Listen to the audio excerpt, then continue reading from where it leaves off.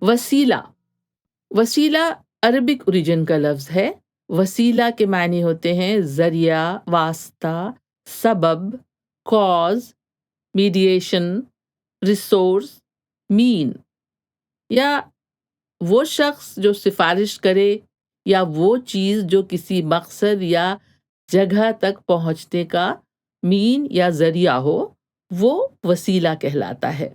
جیسے میں نوکری کے لیے بہت پریشان تھا، آپ کے وسیلے سے مجھے کام مل گیا، آپ کا بہت شکریہ۔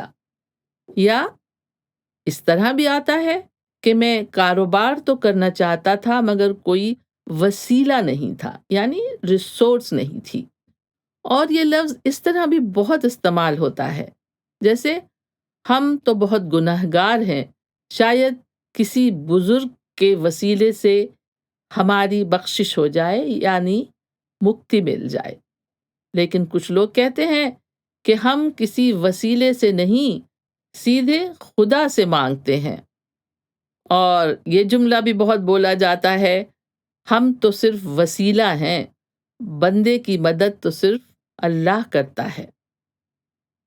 وسیلے کے تعلق سے یہ محاورہ ہے وسیلہ پیدا کرنا، یعنی کسی کام کے لیے کوئی ریسورس ڈھونڈنا۔ جیسے کہتے ہیں نیک نیت ہو تو کوئی نہ کوئی وسیلہ پیدا ہو ہی جاتا ہے۔